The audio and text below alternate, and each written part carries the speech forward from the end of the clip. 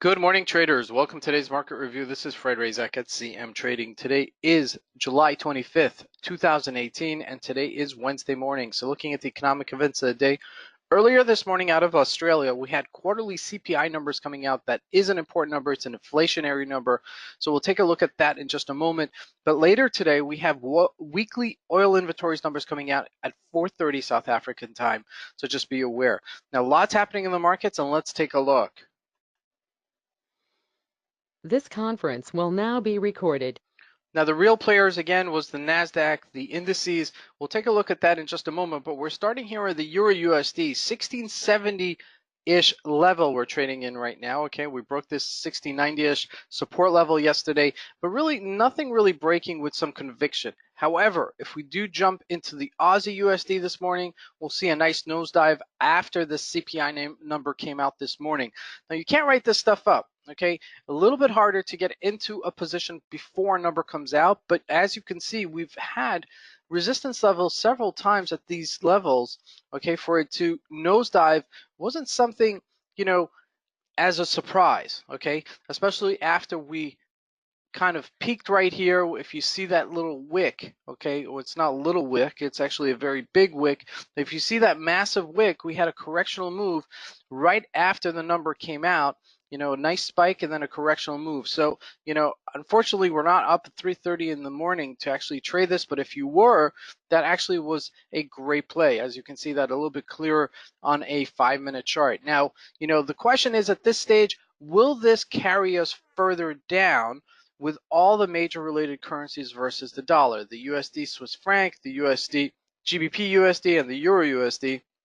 So that's something to keep of light today to see if it does actually break down. Now, if we jump into the USD ZAR, we're at this bottom of this range between 1330 and 1360-ish level. We broke this 1345, which has been a really important number. I mean, if I would say there's a midpoint somewhere we've been flirting with, it's 1345. And so every time we go below it, we kind of bounce above it and then, come right back down. So, since we've had this correctional move from 1390-ish level down to this 13-ish level, 1320-ish level, okay, we've been consolidating and trading within this range. So, right now we're at the bottom of the range, so I'd keep a sharp eye to see if it does either, bounce off of this, maybe buy a little bit, a small amount just to test it out to see that it does solidify. Maybe if it jumps over the moving averages, maybe just to get a little bit more aggressive. But altogether, you might want to keep this on your radar today with a possible bounce. Now, looking at the Euro Turkish Lira. Okay, now this is trading at 570. Okay, right back down to its all-time lows for the Lira, highs for the Euro. And as you can see, we're every time we kind of sold off and get to a certain point, we just rally right back. So this is happening with a lot of unrest in Turkey. Okay, a lot of economical unrest, some questions as to which direction they're going to take. They're struggling there with the economy. So altogether, if this does break out from 570-ish level, it could get to new time highs. Okay, just like we've seen in some of the other assets that have been breaking out higher. So this is something to keep an eye out for later today. Now, looking at gold, nothing really to write home about. 1223, just consolidating here, not breaking down lower, which is kind of concerning because it might look like it wants to take it higher, which is fine, but just not giving us any directional move right now, and looks like it's flatlining here. However, if it does break 1220, that makes a little bit of a difference, and then I'd kind of look to short it to see if it does, hit this 1212 again and maybe continue to make correctional move on the downside. But altogether, it is consolidating here, so I just don't want to celebrate that too quickly, on the downside, because it may pop up back to the 1233-ish level.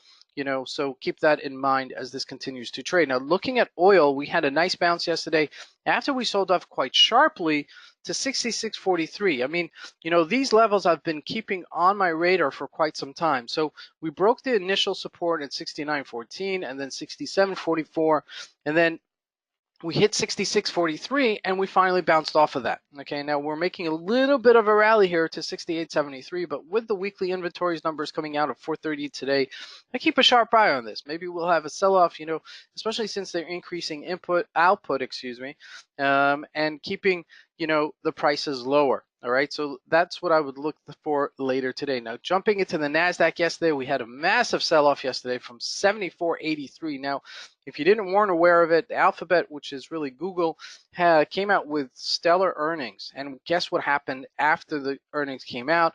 It gapped up. We're looking at here at Google. As you can see, it gapped up nicely on the upside and then sold off.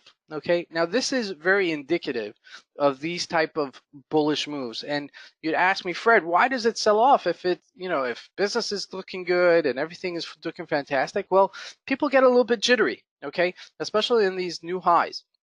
And some of these numbers are already factored in. Okay, so if they're looking for great numbers, they're looking for even more fantastic numbers. Okay, and with that, it's a little bit harder to trade these areas, but this is massive potential to trade because ultimately you have a lot of volatility in the market, a lot of opportunity to enter it, a lot of opportunity to read the tape and to understand what's going on, especially if it does sell off right away. So this is really indicative, okay, of this type of trading. So ultimately it bounced from 1200 to 1261. That's $61 that it bounced in one day. Okay, then sold off to 1239. We're selling here at 1247. So I would keep a sharp eye on Google just to see where the NASDAQ will take us. If we look back at the NASDAQ, we had a nice sell-off. And like I said, every time it goes out higher, there's a little bit of a sell-off that comes out higher. And then we come to a certain, pivot point, and then it goes out higher. Okay. Now, I'm not sure if that's the case here because the moves on the upside are getting a little bit more consolidated and they're not, breaking out in a massive kind of, rally on the upside, massive kind of curve on the upside. However, we're still bullish. Okay, so just keep that in mind as that continues to trade. Now, however, the Dow Jones did bounce up yesterday.